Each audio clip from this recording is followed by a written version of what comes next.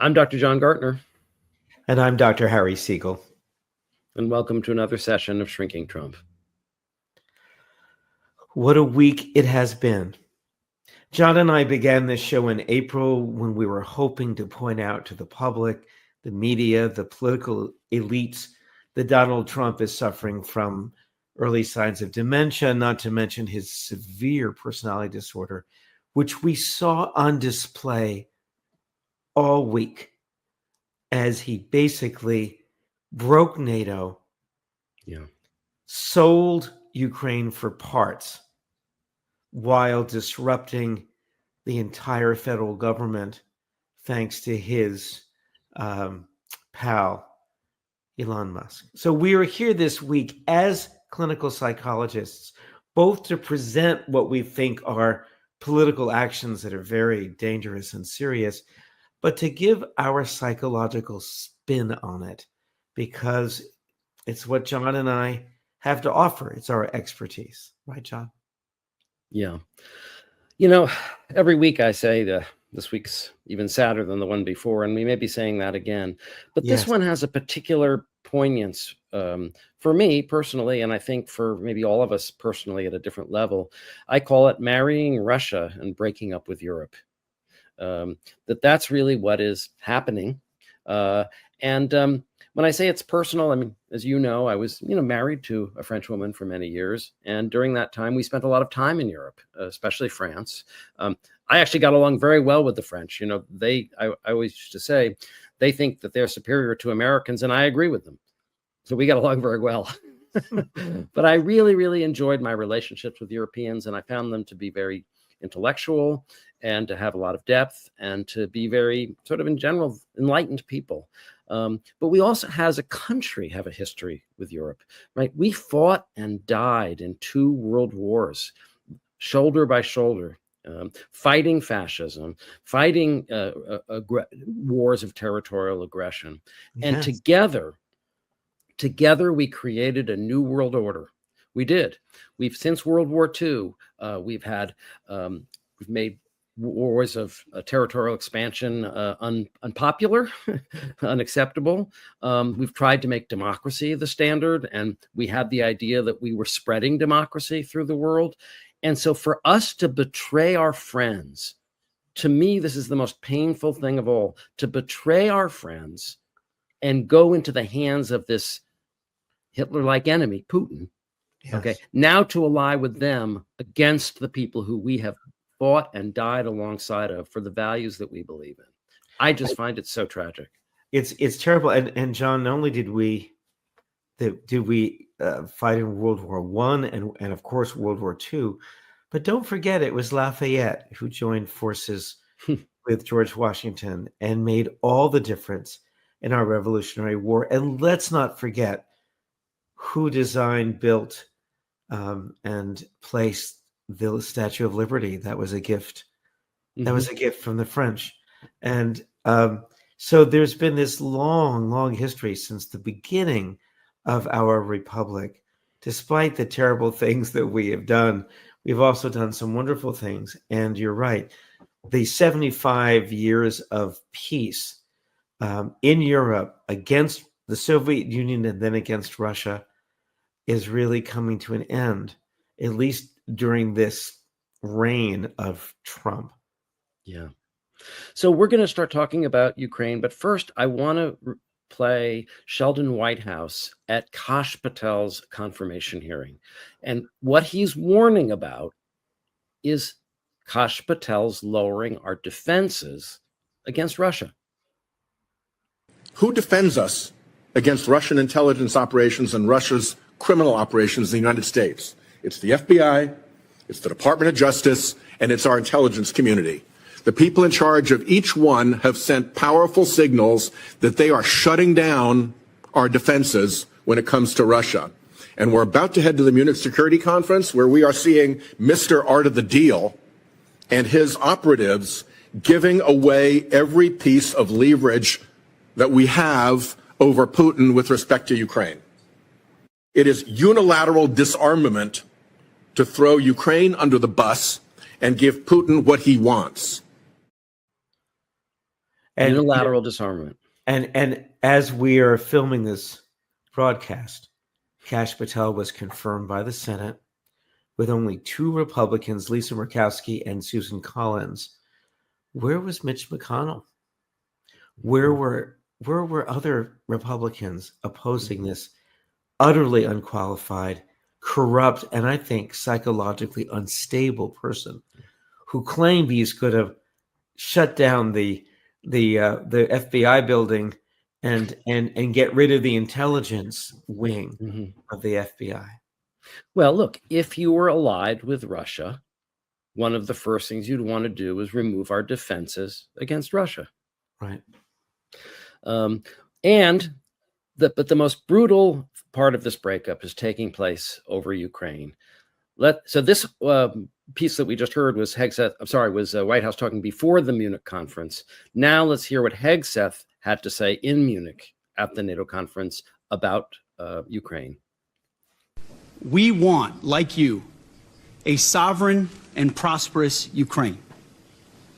But we must start by recognizing that returning to Ukraine's pre-2014 borders is an unrealistic objective. The United States does not believe that NATO membership for Ukraine is a realistic outcome of a negotiated settlement. Instead, any security guarantee must be backed by capable European and non-European troops.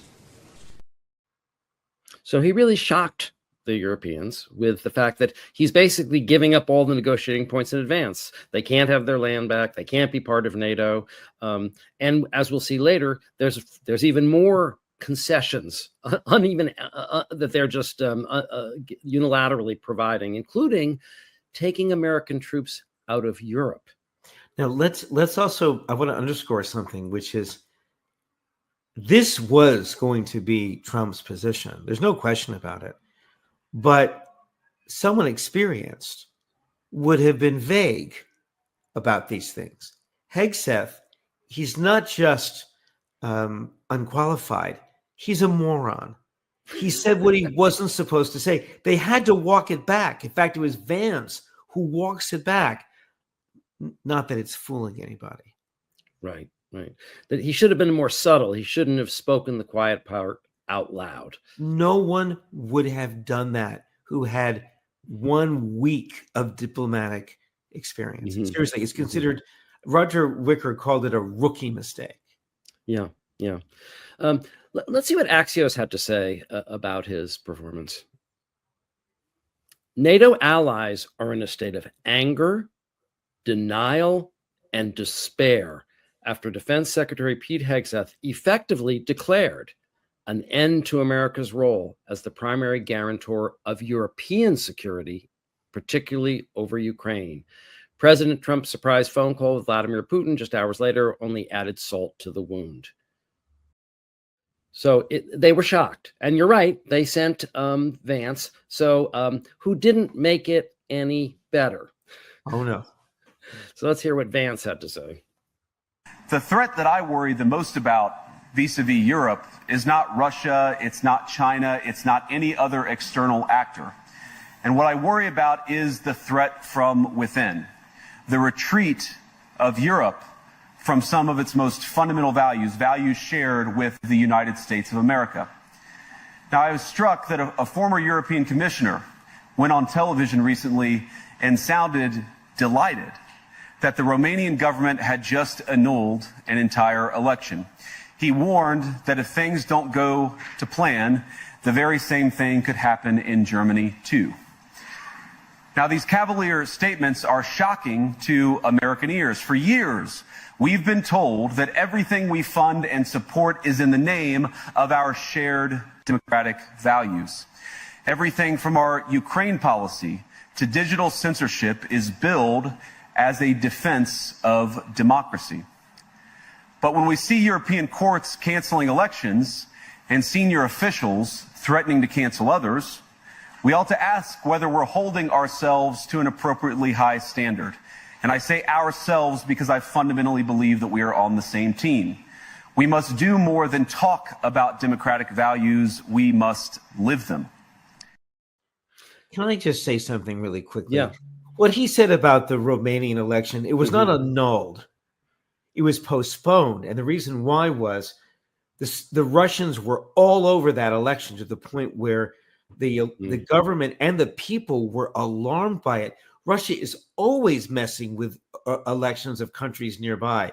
So it was actually a step to protect democracy, not to end it.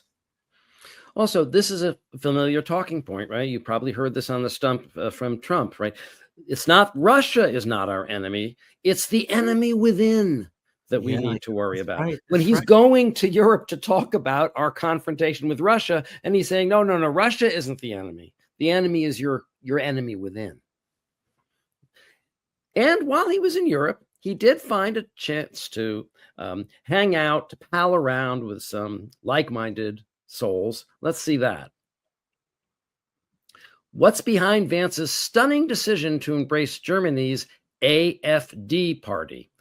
After berating European allies, Vance met with the leader of the far-right AfD party, Alice Weidel. What's the part of neo-Nazi that J.D. Vance doesn't understand? That's one question that arises from his decision to meet with the head of a German political party so extreme and with such a long and noxious history of sanitizing and embracing symbols and slogans of the Third Reich that even other radical right-wing parties in Europe have ostracized it. If the other question is, if Vance does grasp the party's track record, which includes recent eruptions of Nazi-inspired chants at its rallies, why would he embrace it anyway? This is the man who in 2016 worried that Donald Trump was, quote, America's Hitler. Nothing indicated that he regarded that as a net plus. So while he's in Europe, lecturing them about democracy, while actually working for the anti-democratic forces, just to put a fine point on it, he has a personal meeting with the head of the neo-Nazi party in Germany and describes them as partners.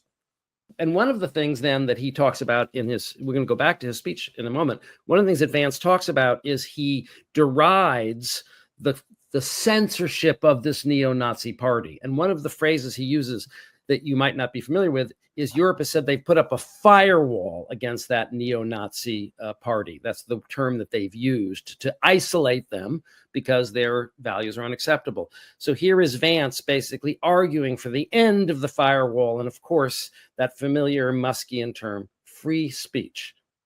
Speaking up and expressing opinions isn't election interference.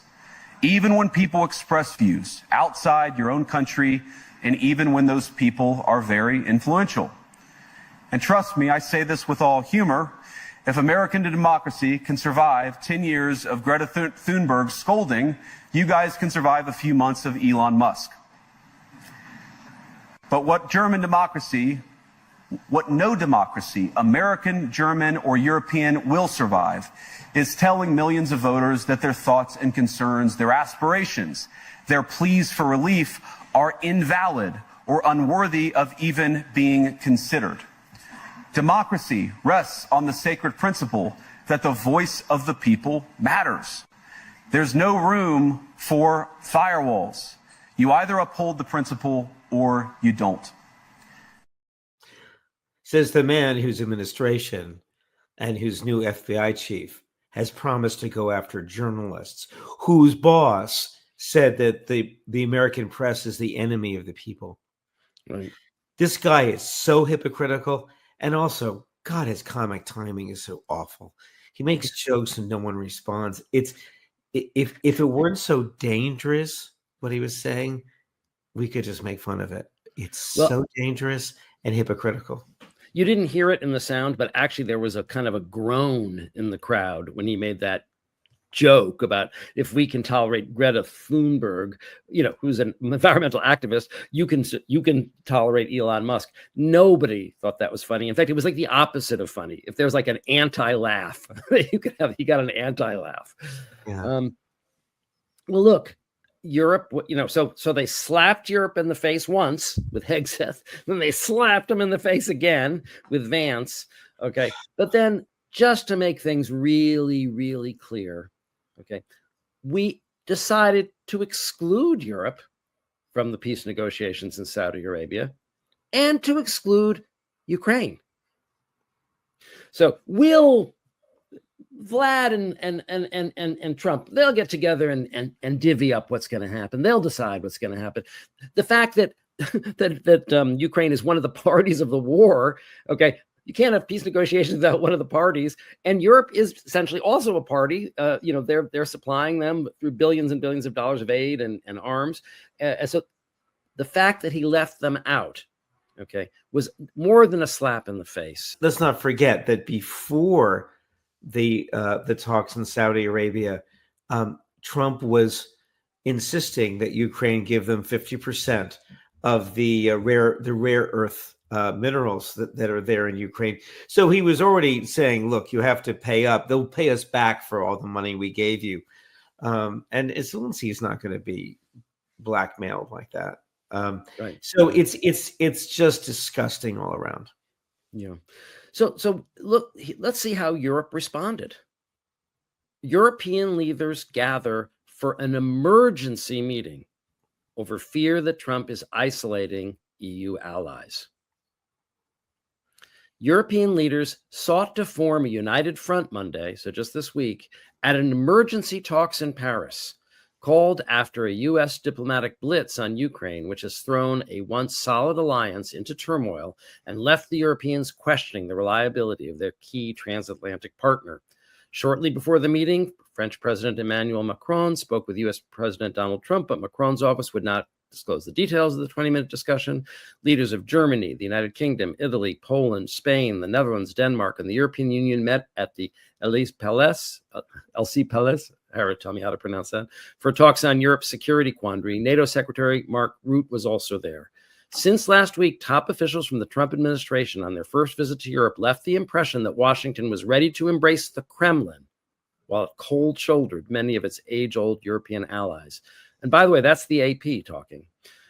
General Keith Kellogg, Trump's special envoy for Ukraine and Russia, underlined Monday that Europe has no place at the negotiating table. Quote, all their concerns will be known and addressed as well, Kellogg told reporters in Brussels, where he briefed the 31 U.S. allies in NATO, along with European Union officials, before heading to Kiev for talks on Wednesday with Ukrainian President Vladimir Zelensky. I don't think it's reasonable and feasible to have everybody sitting at the table. We know how that can turn out, and that has been our point. It's keeping it clean and fast as we can, he said. Yeah, it doesn't take much time to surrender. Well, it's not going to be that simple, John, but it's disgusting that they're doing this. But it's not a done deal. Mm. Europe, well, I think Europe is pledging security. They're amping up all the money they're giving. They're supporting Zelensky.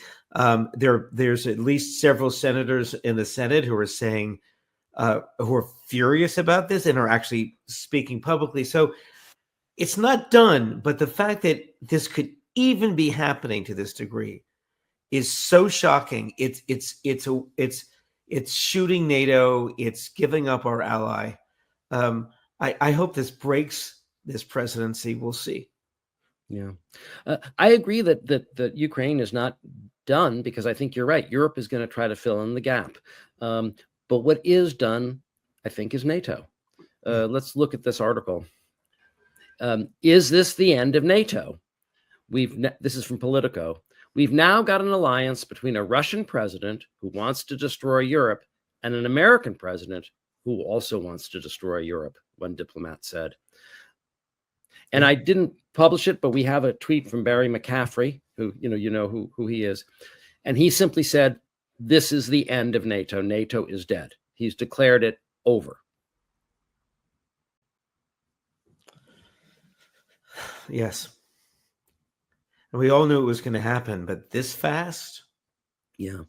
And I want to play you a reaction of a German minister. And this is from the emergency meeting in Paris. And at the end of this, he's going to start crying. And to be honest, I feel like crying along with him. After the speech of Vice President Vance on Friday, we have to fear that our common value base is not that common anymore. I'm very grateful to all those European politicians that spoke out and reaffirmed the values and principles that they are defending. No one did this better than President Zelensky. Let me conclude, and this becomes difficult.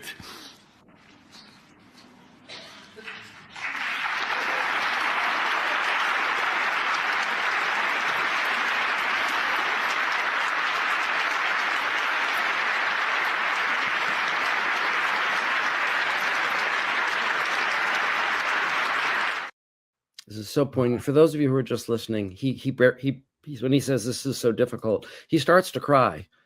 And, you know, not used to seeing a German man cry, really weeping. And he gets a standing ovation. Everyone claps for him, you know, to support him because they are feeling what he's feeling. And then when he comes off the stage, literally, I don't know who it was, a blonde woman embraces him really, really, really intimately, really, really hugging him. And the people keep clapping and standing up. In other words, his emotional catharsis, everybody was feeling that in that room. John, German people cry all the time. So you know.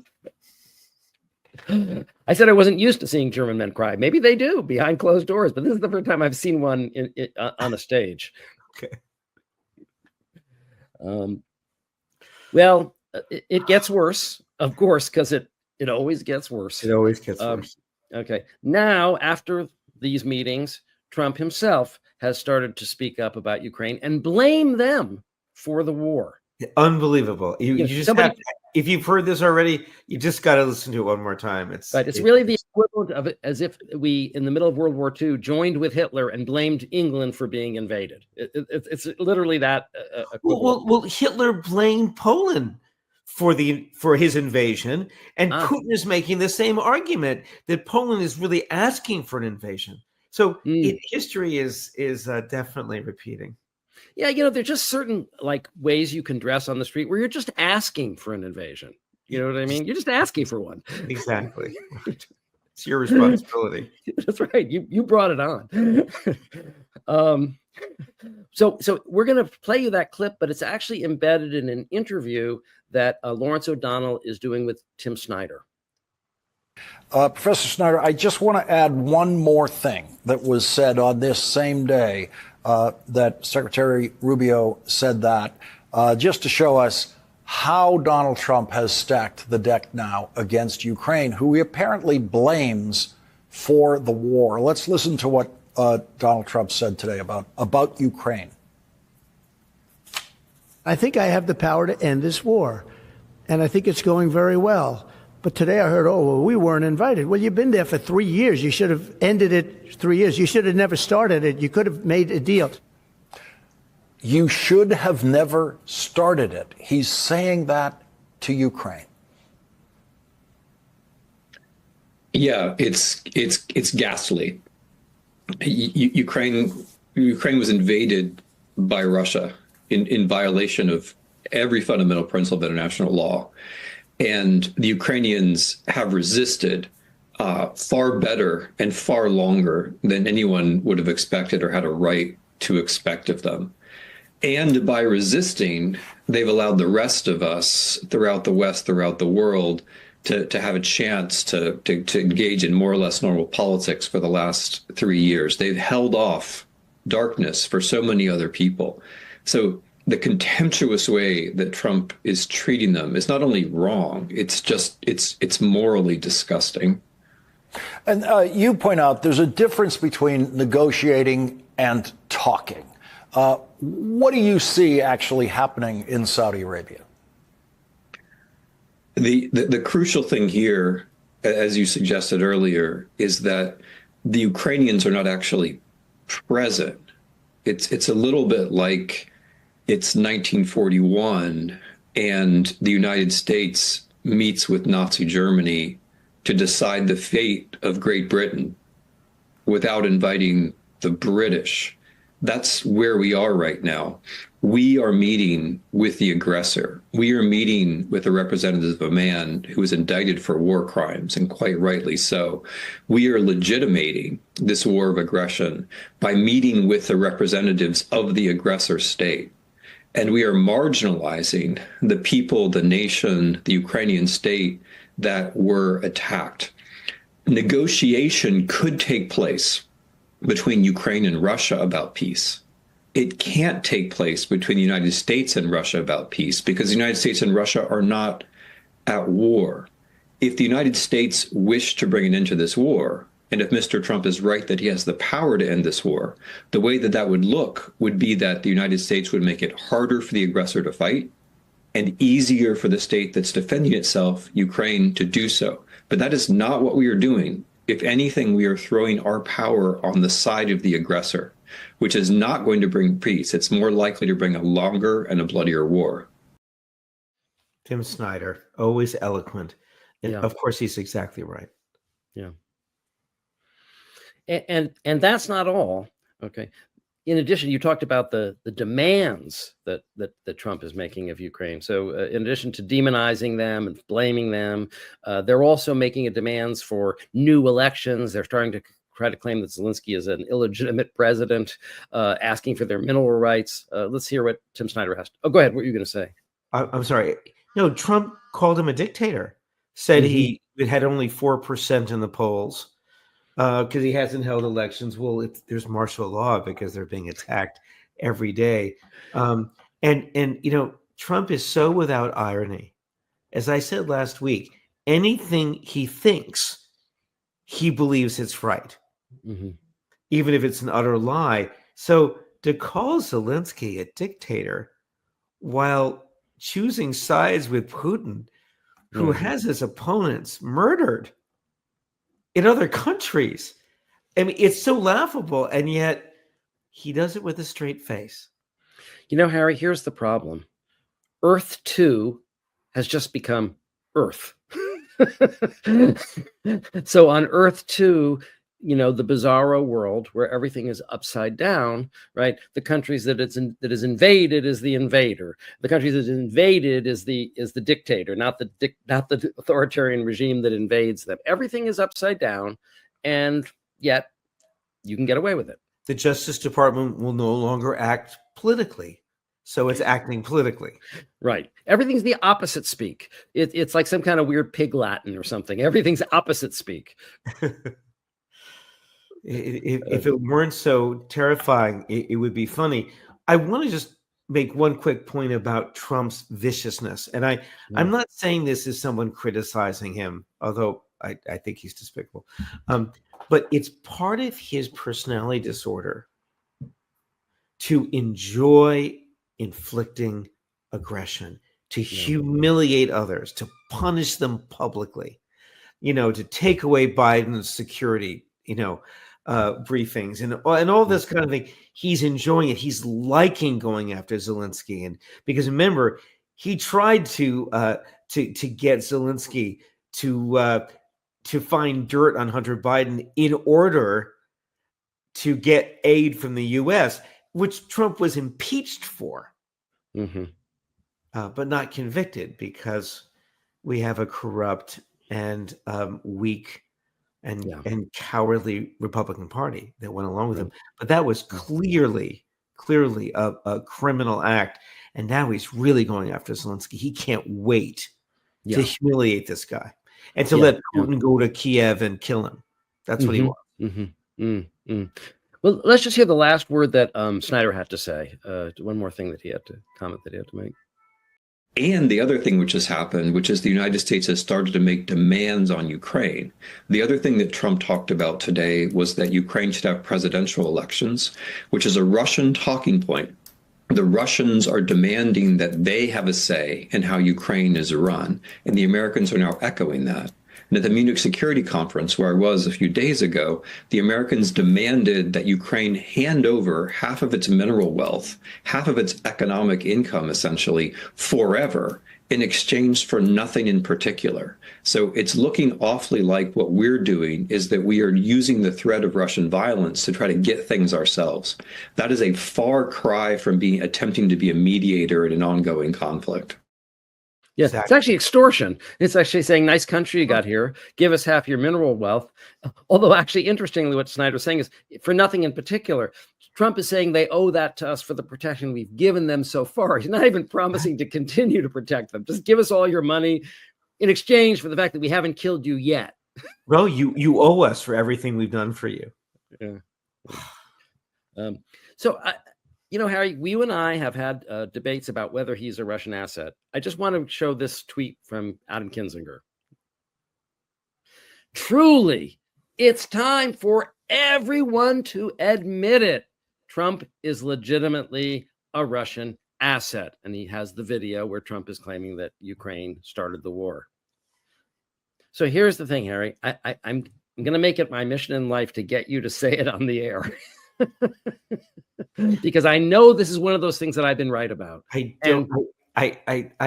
hear you. I'm not really there yet because I think that Trump is frightened of Putin and worships him and wants to be part of the big bad boys club.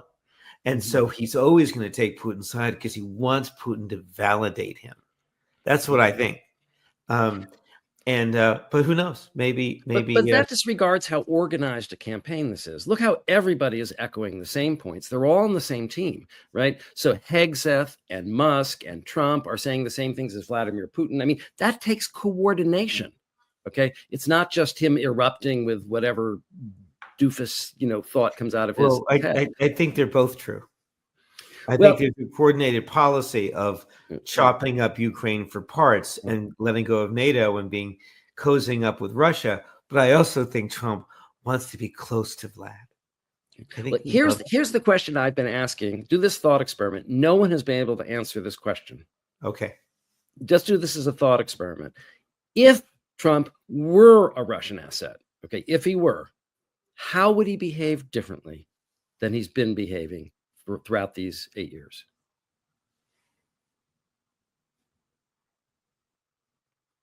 There's nothing wrong with your audio, folks. Don't touch that dial. Harry doesn't have an answer. Sure. Okay, he's an asset. Let's keep going. Yes. At least before they take us to the gulag, can we at least get that straight? And by the way, this is and speaking of the echoing the talking points, let's look at Musk's latest tweet echoing these talking points that you've just been talking about, Harry. And this is interesting. So he's upset because some people are talking about the poll where Zelensky apparently has a high approval rating in his own country. He goes, unfortunately, at Community Notes is increasingly being gamed by governments and legacy media. Working to fix this, it should be utterly obvious that a Zelensky-controlled poll about his own approval is not credible. If Zelensky was actually loved by the people of Ukraine, he would hold an election. He knows he would lose in a landslide despite having seized control of all Ukrainian media, so he canceled the election. In reality, he is despised by the people of Ukraine, which is why he has refused to hold an election. I challenge Zelensky to hold an election and refute this. He will not. President Trump is right to ignore him and solve for peace independent of the disgusting, massive graft machine feeding off the dead bodies of Ukrainian soldiers. That is Nazi diction, by the way. Let's just make that clear. Second of all, it's utterly wrong. It's a complete lie. Zelensky I think he's dropped from 90% approval to 50-something approval. It's not, he doesn't control the media. He is not, it's violent, disgusting. And I still don't know why the Democrats are not putting holds on these nominees. They can. They just let Kash Patel through. When are we going to have a decent opposition in the Democratic Party? Please. Yeah. And we have a guest today that I think at least tell us about some of the future campaigns against the GOP. But if we don't have a strong Democratic party in Congress, what do we have? Yeah. Well, look, Harry, all is not lost because there's a chance that we might be able to get Trump back from Vladimir Putin. Yeah. So, see this article by Andy Borowitz. Andy Borowitz. Putin agrees to negotiate with Musk over ownership of Trump. Yes. Vladimir Putin has entered into negotiations with Elon Musk over the ownership of Donald J. Trump, the Kremlin confirmed on Tuesday. These negotiations, however, are proving contentious as the Russian president is arguing that having fully owned Trump between 2017 and 2021, he's entitled to a majority stake now. For his part, Musk claims that he purchased Trump outright by spending nearly $300 million on his 2024 campaign. In one heated exchange, Musk reportedly told the Russian leader, "You're being greedy, Vlad. You already have Tulsi." I've always liked Andy Borowitz. Very, very funny. I love him also. All right, well, that was all depressing. Getting to another one of our sequences, collaborators and resistors of the week. Okay. We have some good stories there, actually. So I've got a couple of collaborators, but the collaborators that I'm focusing on are people who are collaborating with the persecution of immigrants. For example, I don't know if you knew this, but there is now a tip line where you can call the Department of Homeland Security or ICE and tell them if there's someone you suspect might be an illegal immigrant. Now, you talked about Nazi speak or sort of Nazi diction. Okay. During World War II, and I know about all this very intimate stories from my wife she knew families where this happened.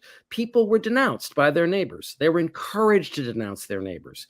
And so every citizen becomes potentially a sort of a secret agent of the state and can settle their own scores. So let's say you're having a fight with your neighbor or you want to steal his cow. You denounce him, he goes to jail. Well, then there's nobody tending his yard. You can take his cow. John, they asked children to turn in their parents in Nazi Germany, and they did. Some did. Yeah. And in East Germany, right? One of the things that happened is when East Germany united with West Germany, when the wall fell, there were all these folders that it turns out the Stasi had made tens of thousands of people into agents. And so they had millions and millions of pages of files on virtually every citizen in which they discovered that their teachers, their friends, their neighbors had informed on them. So this is the sign of a fascist state where citizens are being encouraged to rat on their fellow citizens, not to report a crime that's something happening to them, but just to bring the power of the state onto the people around them. So here's someone who's actually goofing on the tip line. Welcome to the U.S. Immigration and Customs Enforcement tip line. If you'd like to report an illegal alien anonymously, please say representative. Representative. Hello, this is ICE Anonymous Tip Line. This is Officer Gomez speaking. Gomez? That seems a little suspicious. Oh, anyways, I was just calling to... Excuse me? Yeah, no, I was just calling to report an illegal immigrant. Okay, how can I help you? Yeah, so there's like so many illegals in my neighborhood. I was just calling to report one specifically that I know for sure is probably illegal. Oh, okay, great. What U.S. city are you located in? I'm in Los... Okay, perfect. What's the name of the person? It's Slovenian, so I don't know if I'm saying it right, but I'm going to try. It's Melania Trump. Melania Trump. Maybe I'm not saying it right. I don't know. It's Slovenian, so maybe it's Melania Trump. Maybe that's a little bit better. I don't know. You can try that. But basically, she's been out here just like bragging nonstop. You know, she was a model in the 90s. Supposedly, she came over in 96, I think, on a tourist visa. Tourist visa, had like 10 different jobs as a model. And I don't think you're supposed to work on a tourist visa. So I was just calling to see if we could get her out as quickly as possible. Okay. We'll send someone out there to investigate this as soon as possible. Okay, cool. I appreciate your help. Thanks so much. Yeah. All right. Bye. So I'm glad he's goofing on them, but there's a tip line. where this woman will take down the information and they'll go after that person. And by the way, here's something from their website I want you to see also. Report illegal aliens. It's the law. But in other words, they're kind of suggesting that you're breaking the law if you don't report an illegal alien. Right, of course, of course. So in terms of the collaborators of the week, all those people who are actually calling the ICE hotline, right? These thousands of just regular Americans who were doing that. And there's a lot of things on social media where like ICE agents are showing up and to people who are actually citizens, and then they're finding out that their neighbors called the ICE on them. There's a bunch of things on TikTok about that. But anyone who picks up that phone is a collaborator. Anyone who does that. And that now we really are talking about collaborators. Now we're talking about World War II type collaborators. And to them, we at Shrinking Trump award them the Fickle Finger of Fate Award. And now it's time to give the Flying Fickle Finger of Fate Award.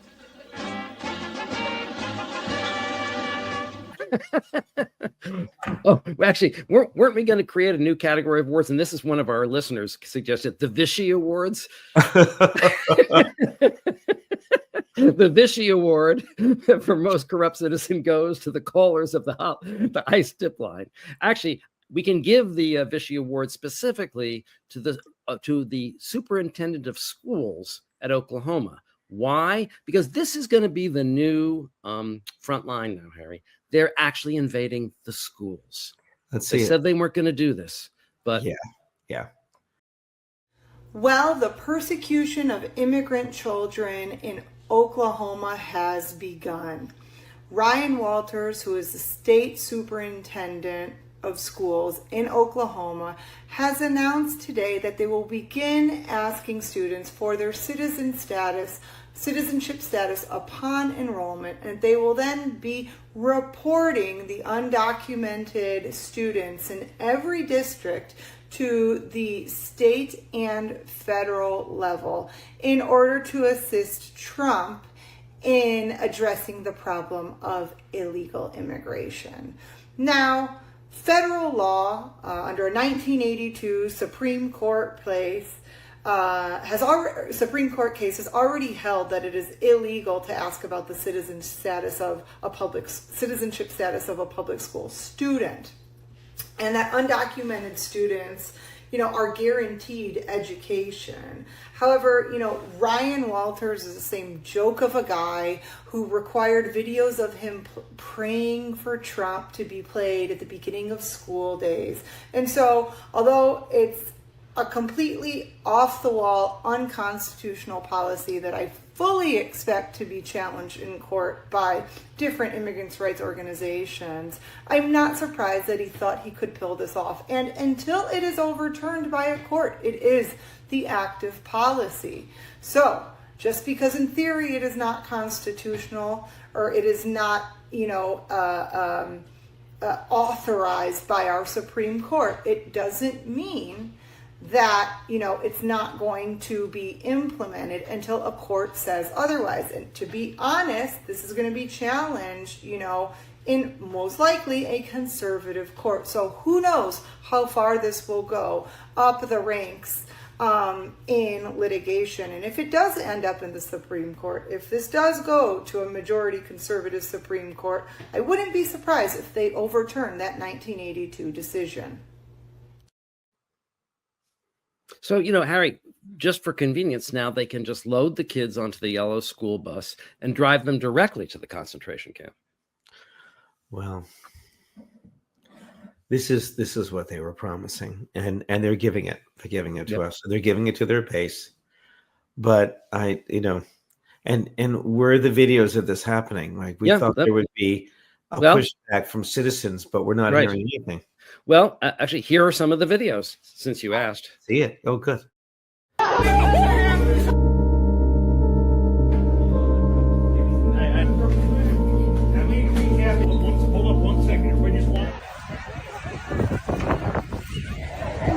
You can see children hopping over the fence in a panic to escape the school.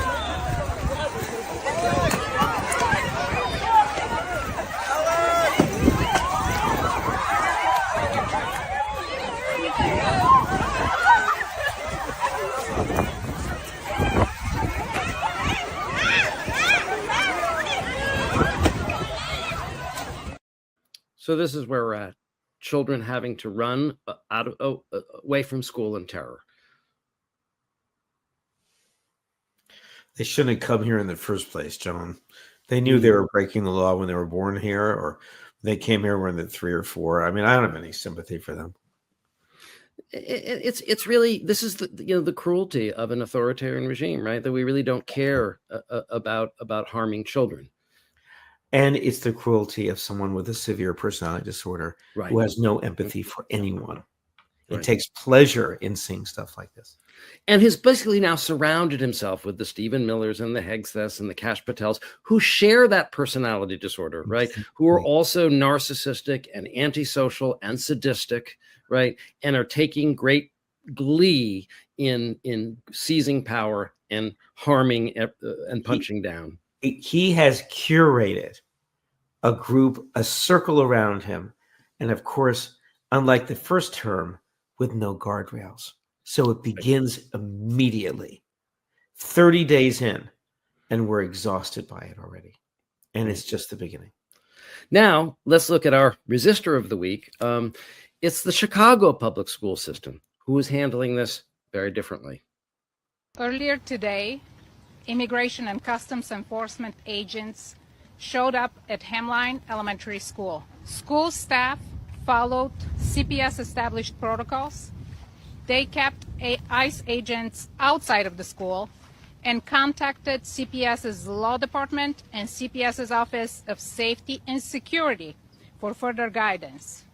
The ICE agents were not allowed into the school and were not permitted to speak to any students or staff members. Here is the bottom line. Our students and staff are safe.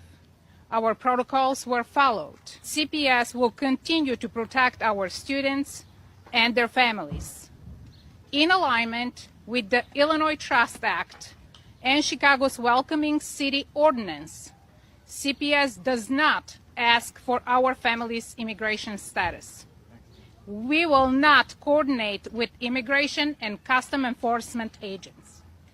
Does not share student records with ICE, except in the rare case where there is a court order or consent from a parent or a guardian. We will not allow ICE agents access to CPS facilities unless they produce a criminal judicial warrant signed by a federal judge. And we will not admit ICE agents into our school based upon an administrative warrant, an ICE detainer, or other document issued by an agency enforcing civil immigration laws. Now that's resistance. Well, our guest last week, Barbara McQuaid, talked about how resistance could come from the states. And their governor, Pritzker, gave a fiery State of the State address, referring to Trump as a king that we would not obey. Yeah. Well, and it's funny you should mention that. So I wanted to show a couple of tweets that came directly from the White House. Okay. The first is what I call cruel and unusual punishment. I'm going to narrate this a little bit because some of the people are just listening and there's not much sound. But this is what you're about to see is that these are immigrants who are being deported. But first, they're putting them in full body shackles as they shuffle onto the plane.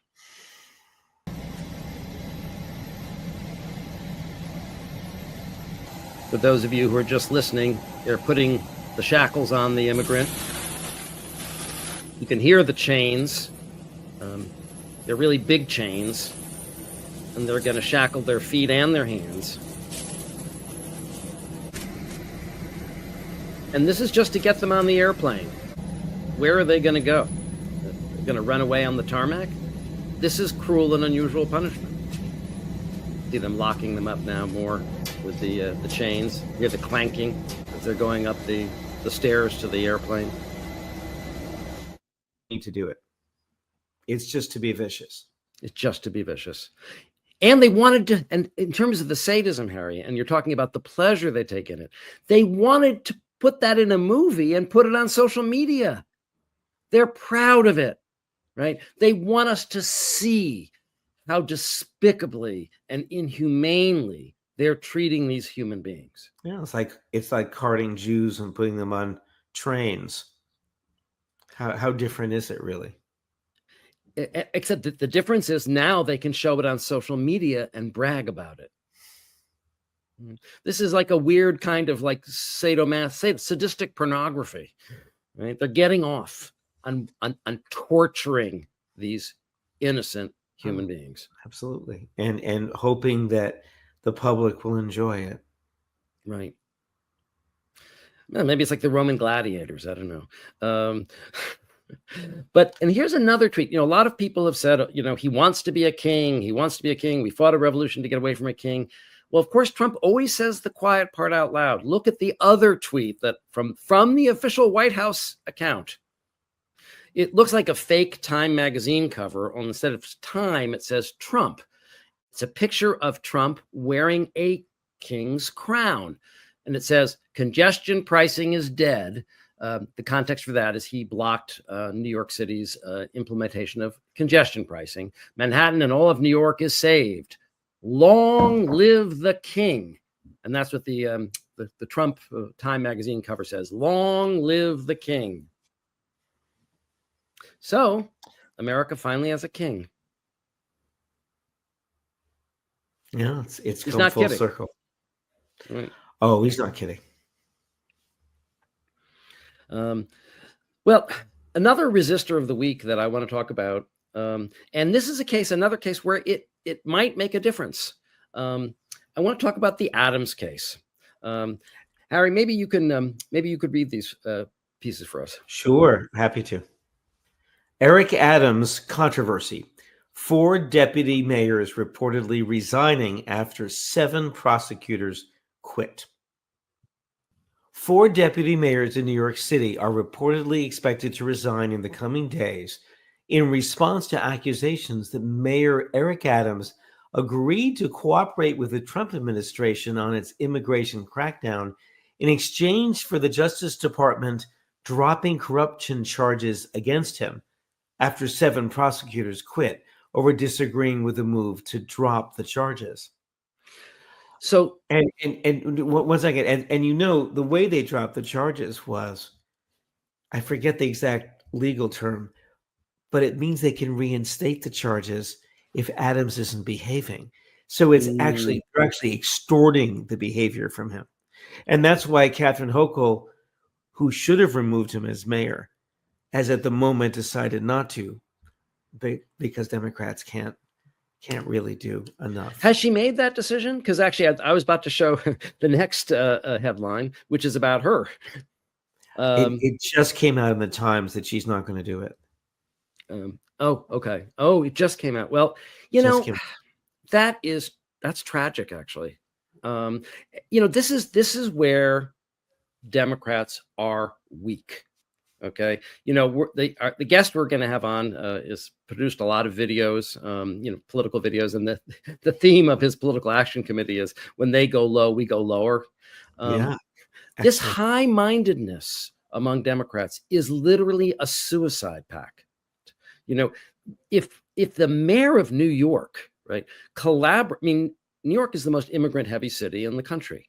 If the mayor of New York is allowing the NYPD and the full force of the New York City law enforcement to join forces with ICE, and this is going to be really horrendous. They are just going to be pulling hundreds of thousands of people out into the streets, and I think there's going to be violence in the streets. He went on television with the head of the guy, the czar, the immigration czar, that big hood, I forget his name, Homan.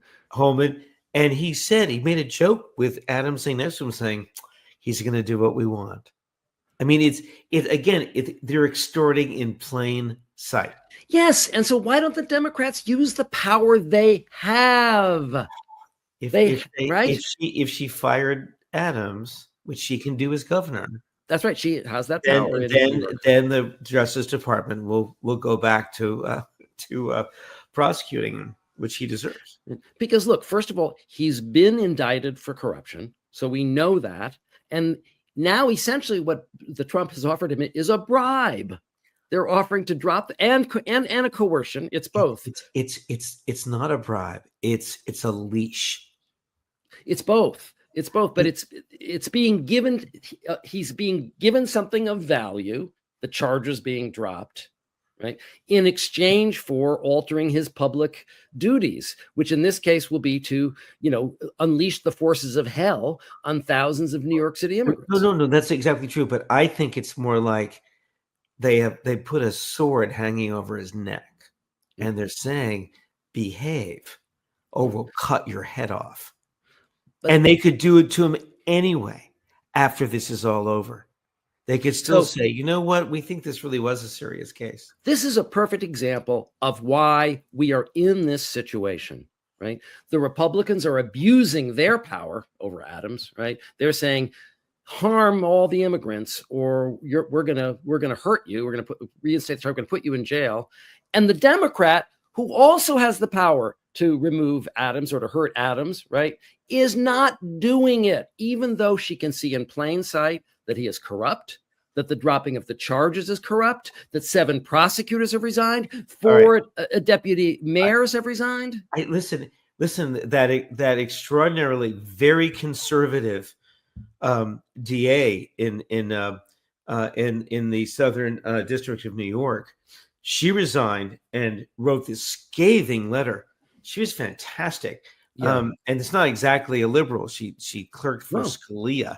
But listen, I want to make one quick point before we bring on our guest, which is the aggression that Trump and Holman and Stephen Miller and Kash Patel, it's pure vicious sadism, which comes with a kind of pleasure in exacting aggression. And Democrats often think, I don't want to be like that. We can be better than that. What they don't understand is you can be effectively aggressive without being sadistic. Right. I talk about this with my patients and my students. I refer to it as mature aggression. Yes. If I'm angry at John, if I were angry at you, one of my dearest friends, and I said to myself, gee, I don't want to be too angry at John. I don't want him to feel bad. So I'm just going to imply that I'm angry at him. That would be what the Democrats are doing. However, I could tell you that I'm very angry at you without trying to enjoy punishing you, without saying something vicious that would make you feel terrible. I could just say, hey, this made me angry. Yeah. What are we going to do about it? Which is mature aggression. Hochul didn't have to do it sadistically. She could just say, this is now so corrupt that I'm going to remove him as mayor because we cannot trust him in this position. And it would have been aggressive, but it would not have been sadistic. It would have been mature aggression. Well, it would have been fighting to defend the Constitution. You have to defend it. It doesn't defend itself. And by the way, we don't know yet how Judge Ho is going to rule. He may, now by the time the show goes on the air, he may have made a ruling, but it appears from the things they're saying in the paper that he's leaning towards allowing the prosecutors to dismiss the charges because he doesn't have to allow them. He could not accept their recommendation. Now, of course, 99% of the time, if the prosecution says, look, we're going to drop the charges on this guy, the judge goes along with it. That is normal procedure. Sure. But if you believe that they're dropping the charges corruptly because you can read and it's in the New York Times. It's in plain sight. Right. And 7 prosecutors and 4 deputy mayors have resigned, okay, to make the point that this is a corrupt charge dropping, then as a judge, shouldn't you stop that? So here's another, if he does fail, and I believe he will, this be another case where somebody is not defending the rule of law because they're going high in some crazy way in their mind that is actually just opening the doors for evil. You can be aggressive without being sadistic. Okay? That's just the line. And Democrats don't understand that. And just as long as we're talking about Democrats that understand, I want to mention Judge Tanya Chutkan, okay, who had been a hero of mine. She'd been involved in some of these Trump trials, but the temporary stay on Elon Musk's invasion of the federal information system, she lifted the stay. And her argument was that she couldn't prove there was the potential for imminent irreparable harm if Elon Musk had access to the federal database. Really? Because everyone is saying, again, I know it's big boy time now. You have to read the big words in the New York Times, okay? But the New York Times has already reported on the fact that this is creating immense national security issues, right? That we are creating all these backdoors with these hackers. Basically, they're like half hackers. Basically, they're going in there slapdash with no supervision and putting in all these backdoors and copying all this data. And it's been written about that this is creating a national security vulnerability. So let me ask you, Judge Chutkan, if Russia penetrates all of our information systems while after your ruling, is that irreparable harm? I mean, what an idiot. I'm sorry. I just don't know what these people are thinking. I don't either. So, well, I guess that brings us to our guest. Yep. Maybe he has some good news for us or some hope. Well, Harry, our next guest is Joe Jacobson, who's the head of the Progressive Action Fund. And you may not have heard of the Progressive Action Fund, but you've probably seen some of their commercials.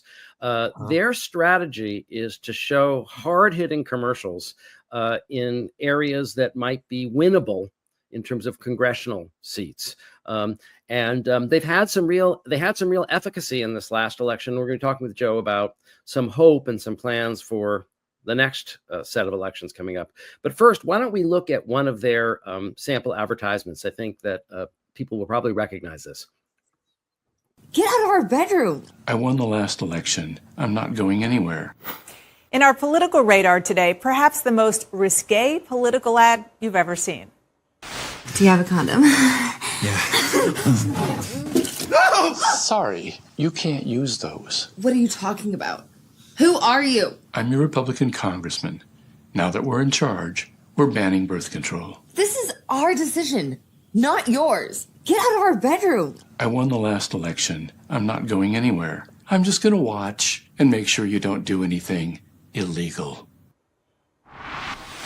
Okay, that's from the Democratic political group called Progress Action Fund. They're urging Ohioans to fight Republican efforts to raise the bar for amending the state constitution. Doing that could make it tougher to get abortion rights on the ballot in November of 2024. All right. Well, let's meet Joe. Hi, Joe. I want you to know I loved that advertisement. I'm so glad to meet the brain behind the ad because I loved that ad when it came out. Well, thank you so much for having me. Really appreciate it. We our slogan on our website is when Republicans go low, we go lower. So we're certainly. I love that strategy. I love that slogan. Hey, Democrats tend to be a little too on the cloud sometimes. So we think, really showing people what's going on. I don't know about y'all, but I do not want some creepy 95-year-old Republican congressman coming in my bedroom or anybody's bedroom telling them what they can and cannot do. And it was effective. I'm not going anywhere. It was effective in Ohio, though, wasn't it? I mean, they prevented that state constitutional amendment, didn't they? So that the state could vote in the way that you were advocating. Absolutely. We're happy to partner with a bunch of groups, and everybody did a great job. And one thing we were able to contribute was setting the message. A lot of great groups on the ground did important work knocking doors and making phone calls. Our contribution to the team was really setting the narrative. And I think, when Democrats run ads talking about, oh, Donald Trump or Republicans are going to ban abortion, they're just saying it. They're not showing it. They're not showing what's actually would happen. So our strategy is showing people what's happening, not telling them. Yeah. Well, that's good writing, isn't it? Show, don't tell. That's what they always tell you. By the way, that slogan, when they go low, we go lower. I know you didn't steal it from me, but I've been saying that for years. Yeah, I think it's been driving me crazy that the Democrats. Yeah, Rahm Emanuel probably said it at some point. So it's certainly not a new thing that Democrats have been hoping that more Democrats would do, but we're trying to popularize it rather than the when they go low, we go high, which has not worked over the past 10 years, to say the least. No, that actually sounds like a formula for a moral suicide. It's very moral, but it's self-destructive. But at least you can feel that you were on the right side of history as you were being executed. Yeah, nobody remembers the losers in the history books because they erase them. So that's just kind of how it goes. Yeah, nobody says, well, they lost, but at least they went high. At least they went high.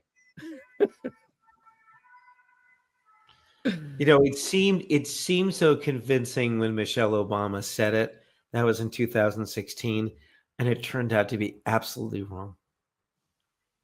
Yeah, as far as I'm concerned, I think it was just this high-minded narrative of Democrats that people are looking for the ecosystem to really be like just the best of us. And that's aspirational, like West Wing Aaron Sorkin. But I think the American people just despise politics so much that they're looking for somebody to shake things up. If the American people were really concerned with like decorum and, you know, having Aaron Sorkin like write the political picture, then Donald Trump wouldn't be president. People just despise politics. I recently wrote an op-ed in The Hill that Democrats kind of need to embrace the Trump populism of, you know, rail against the establishment a little bit more.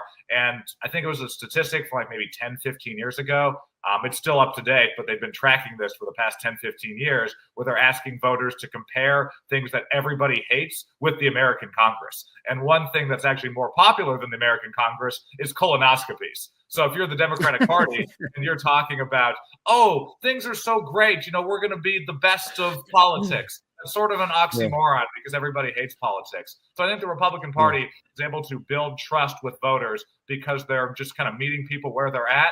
And where people are at is like, I don't think about politics. I hate politics. Like, do something for me and do something for me now. And I just think Democrats are out of touch on that. Well, look, that makes total sense because when you get a colonoscopy, you're only hunched over the toilet for one night.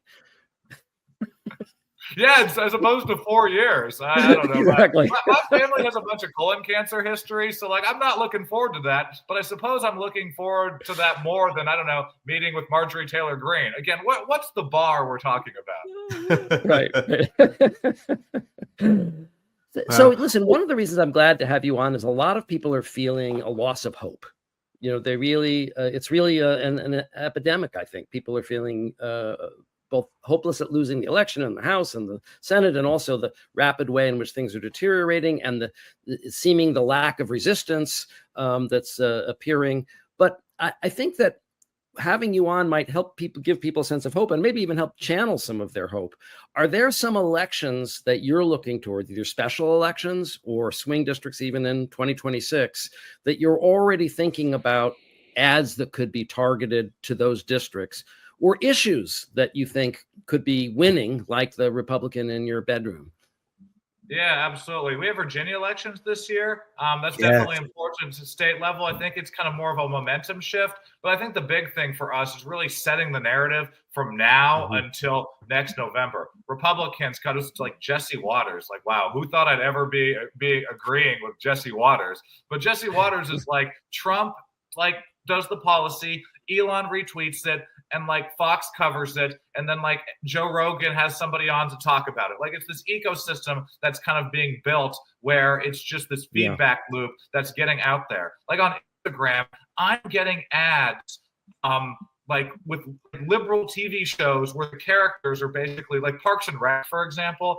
That's one of my favorite TV shows. And like Ron Swanson is the character who like hates government. They have like a little caption below him. That's like, you know, the American people. And then like the Adam Scott character is like Elon Musk, and he's trying to cut the government. And then you have like the Leslie Knope character who is very much like, no, like the Democrats. And I get those advertisements that are right-leaning propaganda, but I'm getting it. And I'm the 18 to 30 demo that voted, or not me personally, but that demo voted for Trump by 15 points when they voted for Biden last cycle, or 2 cycles ago, I'm sorry, or last cycle, by 15 points. So that's a 30-point swing.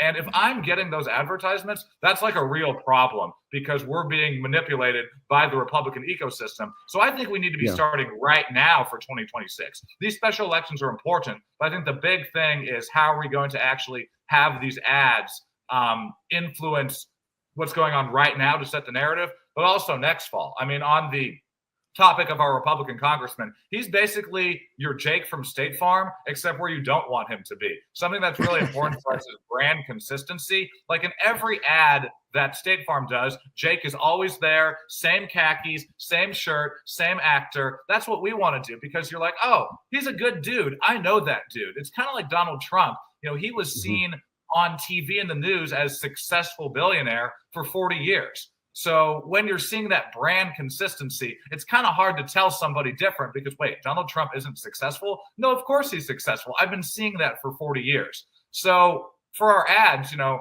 man, we don't want Republicans like, you know, in our bathrooms doing, you know, weird stuff because they're obsessed with, you know, LGBTQ transgender policy. Like there's a lot of ideas that we have for sure.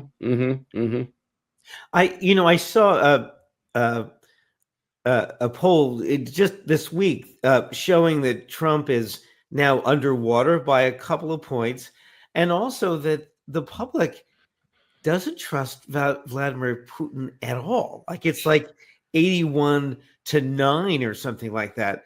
But does foreign policy work in these kinds of ads, or do you need to stay close to home?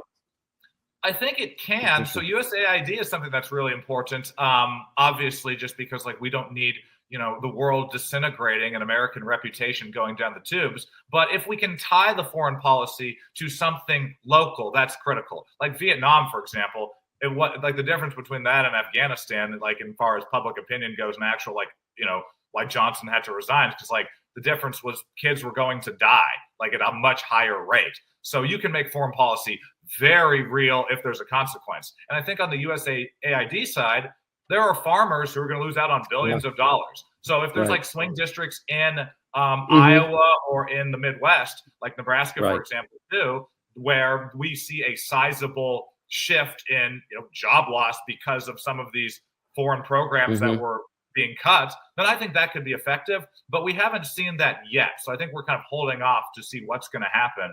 But I thought Donald Trump was for farmers. Well, he's not for now he's for cutting farmers' jobs. Like that just doesn't seem in line with what he was running on. Right. Well, on social media, you see a lot of farmers expressing regret for voting for Trump because their crops are rotting in the fields, because the workers are fleeing. And some of them depend on USAID contracts because they sell state subsidized food overseas, but the government buys it with USAID contracts and then gives it at a discount to the poor people in Africa. But that means that our farmer in Iowa is not getting his contract honored, and he can't sell the wheat that they contracted to sell. Are we going to have creepy Republican congressmen walking through the fields going, nobody can work here, everybody get away? and this contract, he'll just rip it up. It's not worth the paper it's written on. Yeah, I think something we could also tie in line with that is also the immigration policy too. We have to see what's going out in the bill that they're going to come up with, because first they're doing tax, like they have this, you know, at least or at maximum $4.5 trillion. I think it's maybe 1.5 to 2, but we're still waiting on that. And then it's going to be the immigration bill.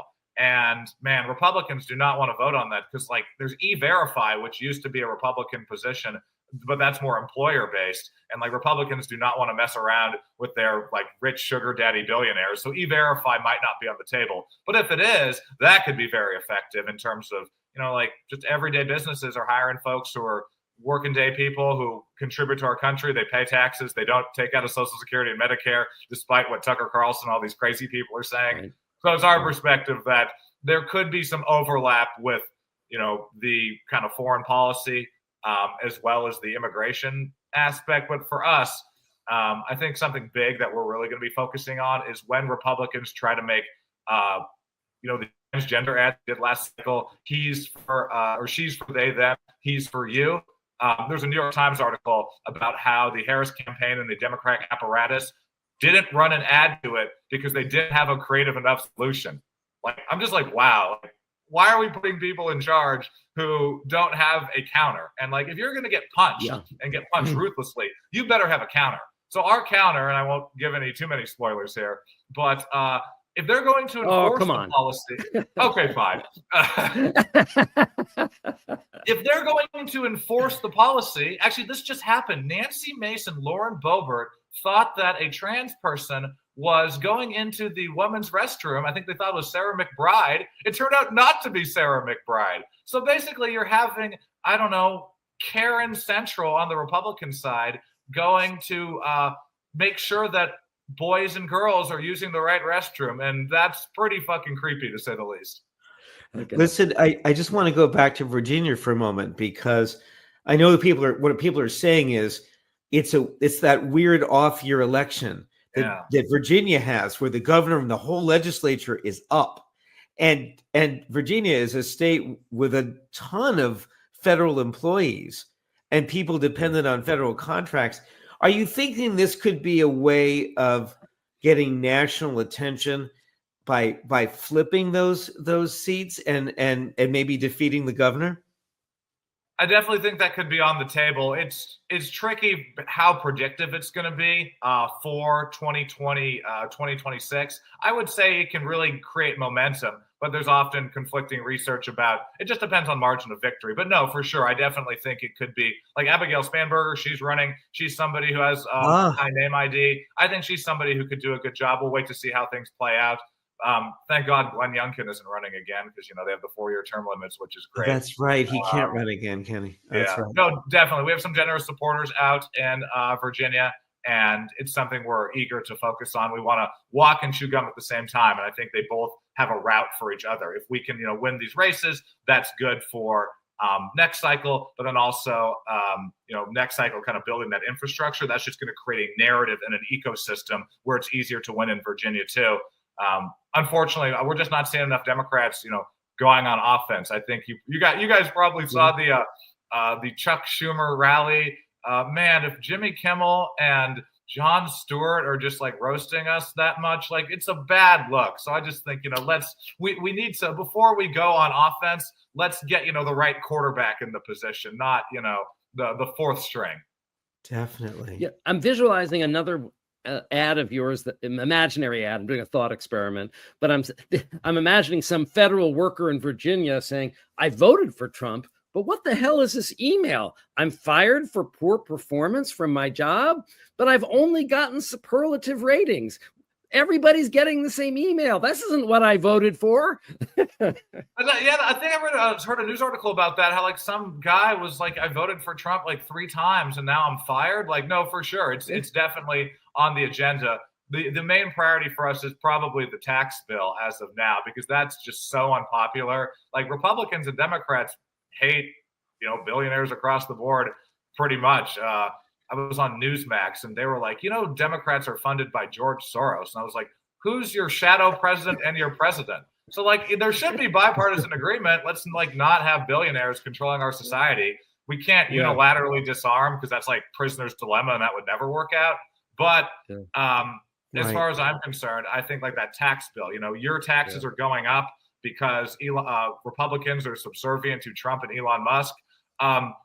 Not to spoil even more, but they're pretty visceral ways to show subservience. So our ads will be doing some things on that, to say the least. So are we going to have a billionaire character? Can somebody play Elon Musk? It's an idea. We do not want to get sued. When do you have the auditions? I want to come. John is just pitching ideas to you. I think he wants to work for you. Listen, pro bono consultant. I'm down, and vice versa. Whatever Sure, we need to do. No, for sure. It's a question of who's going to be our most effective sugar daddy. And our Republican congressman has a lot of sugar daddies, and he needs to please them appropriately. Otherwise, they'll fund a primary challenge. So I think you can see where the sugar daddy analogy is going. Mm-hmm.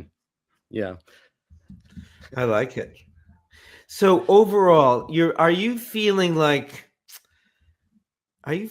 though the whole democratic system is collapsing and there won't be more cycles, or are you feeling somewhat confident that 2026 is going to bring on a war in the Republican Party, for example, running to succeed Trump?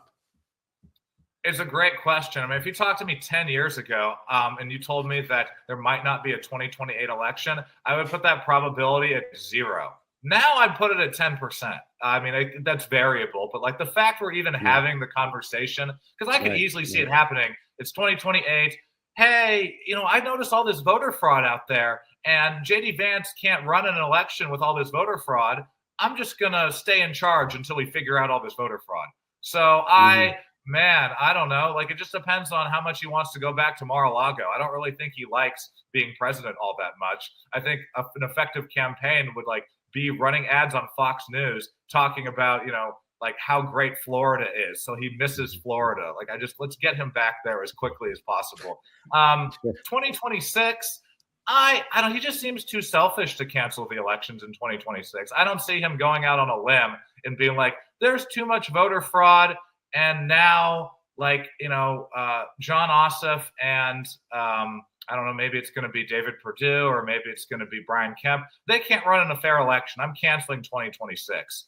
So I think he wouldn't use his capital for anybody but himself. I would say 2028 makes me more concerned than 2026 just because he's so selfish. And he couldn't really, I mean, it's not a national election in 26. It's individual states, right? He would have to find some way to shut down all the states from having elections. So I agree. And also I agree with you. He's way too selfish. He doesn't really care about anybody.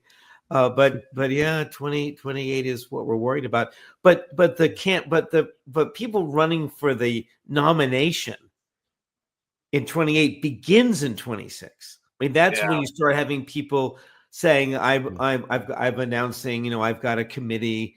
So I think it's going to be interesting to see if he tries to keep people from doing that. Then what happens? Typically the timeline, because I think Biden announced his official, I'm going all out for the presidency, unfortunately, in hindsight, clearly, in early 2023. So I think what's going to happen is a lot of people are going to be like, how are the midterms going? Because if Democrats got whomped in 2022, then there probably would have been more pressure on him to step out, ironically. But he kind of read the situation as, I'm more popular than I actually am, where it's just you're so Roe was so unpopular that it masked how bad people dislike you. So I think Roe was policy absurd. But in any case, what ended up happening was he announced in February, March, I'm pretty sure, officially. So I anticipate a lot of Democrats are pretty risk averse. I mean, that's why I founded our PAC in 2020, because I was 26 at the time, and I was just why are we so scared to do what's necessary? And you kind of saw that play out this cycle as well, where Dean Phillips was the only one with the chutzpah to go on offense and try to, primary him. But every other Democrat weighed an interesting opportunity cost, which was, I can challenge him, but that's going to destroy my future political prospects, because if I'm Gavin Newsom or Gretchen Whitmer, why do I want to go to war when I could just wait for the field to clear in 28? So I think a lot of candidates are probably going to be how bad or good did 2026 go, and then make a decision early 2027. So that gives us some time to kind of figure out how much things have slipped in the meantime. And also, but Republicans will be getting ready to run for the nomination as well. That's what I'm thinking. Will Trump try to strangle that, or will he say, go ahead? Yeah, no, for sure. I mean, they're all going to have to go down to Mar-a-Lago and kiss the ring. And he might just be no, nobody's entering because I'm going for it. I mean, JD Vance is clearly the nominee, but what did Stalin say?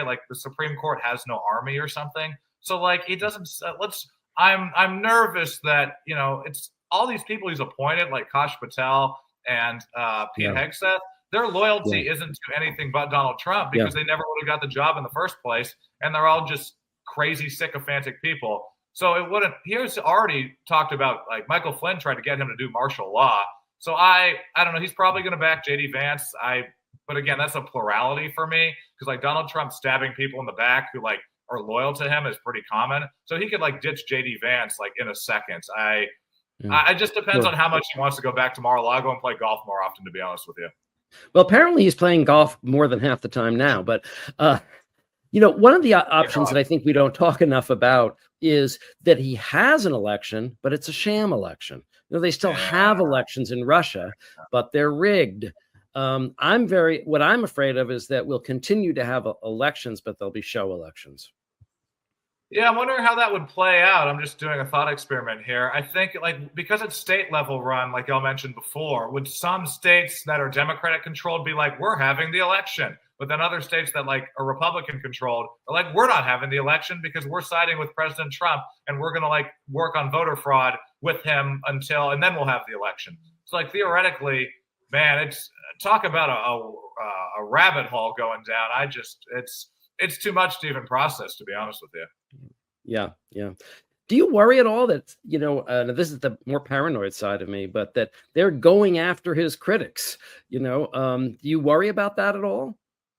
Yeah, definitely. Fortunately, I'm not important enough currently. So, maybe after this podcast, maybe your clout. I was going to say, now you've been on Shrinking Trump, so exactly. you're above the radar now, buddy.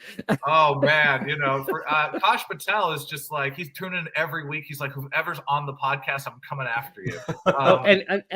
And he makes the most obnoxious comments on the live stream, by the way, Kash Patel. Of course, the live stream of our show. I wonder what his username is, because like he'd probably come up with something fake. That's a different conversation. Yeah, right. No, I would, to be honest with you, if I'm Nancy Pelosi, yeah, I would be nervous for sure. But if I'm me personally, I'm not that important.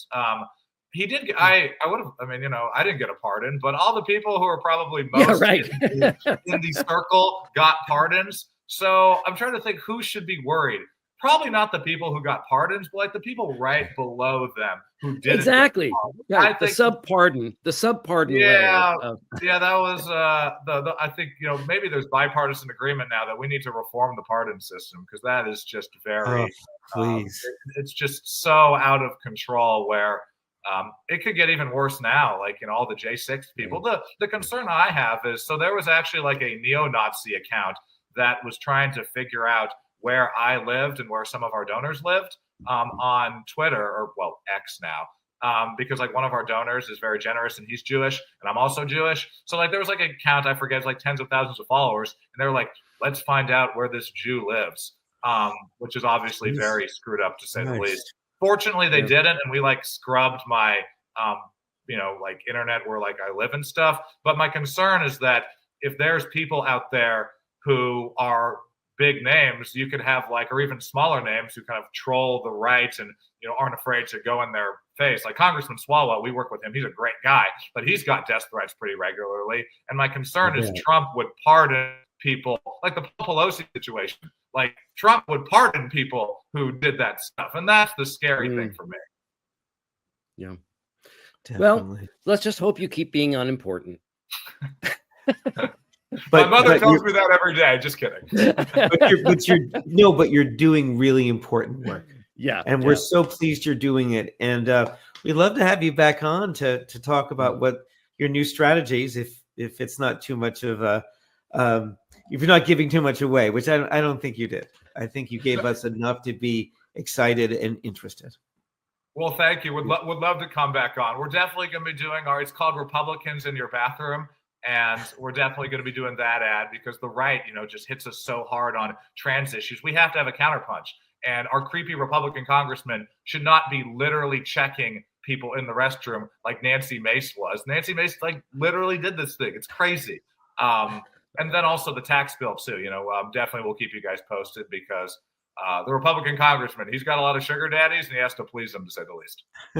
All right. Well, Joe Jacobson, Progressive Action Fund, for those of you who want to contribute. And Joe, keep going lower.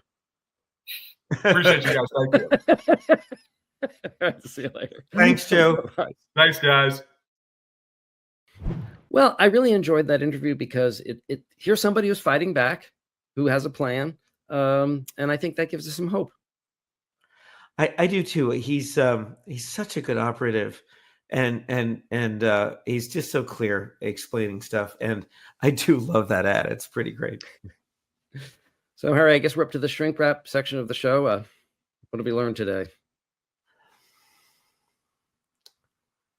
I think we're learning how to grieve a moment in history. I think we are learning what it feels like to see the world order changed by one very disturbed, narcissistically injured, malevolent, and someone undergoing early signs of dementia.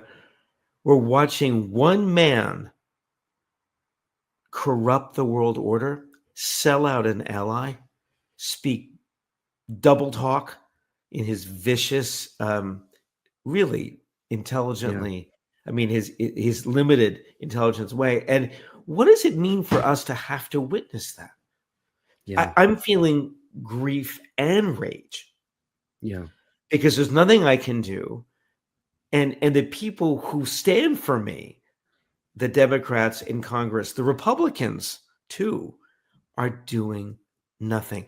Now, Roger Wicker did say, and he is the Republican chair of the Foreign Affairs Committee, and he said that Hegseth was screwing up, that Putin, he shouldn't just be behind bars, he should be executed. This is what he said. There are a few voices, but man, it's not enough. So I'm in this position of feeling grief and rage and, sadly, helplessness. Yeah. Yeah, that's true. I can't disagree with you. And I would also add fear to that. And this really eerie feeling that things just keep feeling more and more like 1933 every day. Yep. And we have to be on the lookout for resistance. You know, the group Indivisible is forming in every state. I intend to join the version in New York State. We all have to be supporting governors who are fighting back.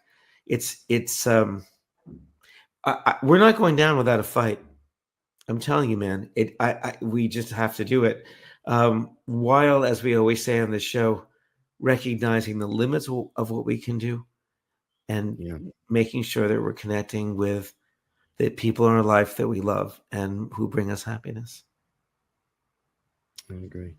Well, you know, Harry, there was this rumor going around the internet that Hegseth was actually drinking during the NATO press conference. And so and I just want to say that, you know, because we deeply researched these things, it turned out there was no evidence that that was actually taking place. But I did just want to show you the tape that made people feel concerned that this could be a possibility. Start with the U.S. press. We're going to take 2 from the U.S. We'll take 2 from international, and then we'll go from there. You have focused on what Ukraine is giving up. What concessions will Putin be asked to make? Ultimately is guaranteed by strength of Europeans who are there prepared to back it up. Right in the far right. Regarding the new defense investment pledge, when you and President Trump... Pardon me, sir. What we're going to take from the U.S. is Logan Rattick from Newsmax, please. Satya from NHK, the Japanese TV station. Thank you very much. I'd like to ask about China. One of the reasons people thought he was drinking is it looks like he's drinking a clear brown liquid that looks like scotch. But actually, and they showed it more up close. It was actually his hand behind clear liquid that made it look brown. But, you know, this sort of reminds me of something that Bill Maher used to say. He says, I don't know it for a fact, but I know it's true. Okay. I have no reason to suspect that there was alcohol in that glass, but I do have reason to suspect when an alcoholic says he's going to stop drinking because he just took a really responsible high-pressure job, that's not going to work. So as Rachel says, watch this space. As if taking on a high-powered job won't make you want to drink more. I mean, it's exactly. But listen, I need to let our audience know that you know, John is always been a trailblazer, and he takes risks, and he really does. I mean, I'm his co-pilot, but he you know, he invented Duty to Warn, and he was so upset over what was going in Europe that he actually flew to the Berlin conference. He stopped in Paris, you know, for a day, and went on. And John, I haven't heard this yet, but you actually got an interview with Hegseth? I was actually able to ask some questions, and you know, it kind of made me a little suspicious about this whole alcohol thing. But I think you should listen for yourselves. Okay, let's listen to it. Go. Well, Mr. Hegseth, thank you very much for speaking with us. I just have a few questions for you. It feels like you're kind of giving up all the strong points in our negotiations at the front end? Is that true? I don't think so. I think we're trying to be even-handed for once. The Biden administration was so pro-Ukraine. We're trying to give some balance. But is it balanced to exclude Ukraine and Europe from the negotiations in Saudi Arabia? I don't think so. It's just a preliminary meeting. I mean, it's not like we're going to exclude them forever. Well, can you see why the Europeans might feel a little betrayed? Listen, I don't care if they feel betrayed. You know, I got a big dick and I'm going to sling it around. I see. What is the size of your dick got to do with our international negotiations? It's got everything to do with it. God damn it, I want another drink. Hey, honey, come on, get that big ass over here and give me a scotch. I thought you weren't going to drink anymore now that you're Secretary of Defense. No, that was just something I said to the confirmation hearings. Nothing there really was true anyway. This feels so much better. Hold on a second. So what other fucking thing you're going to say to me, you stupid Jew? You seem a little drunk, Mr. Hanks. I'm a little disinhibited. A little bit. You really be talking you this know, way? It helps me to swing. It helps me to swing. It's better for me. But they tell me that I'm drinking too much. Really? Has anyone ever suggested that maybe you need to go to rehab? Oh, they told me I had to go to rehab. And I said, no. They said I had to go to rehab. And I said, no.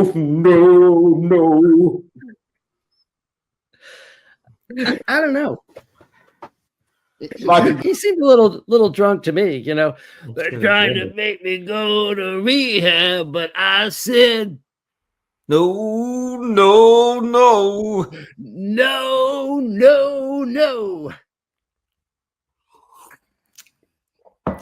Just say no to rehab.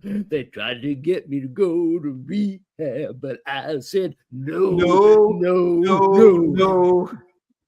All right, folks, we're going to toast to Pete Hegseth and his sobriety. No.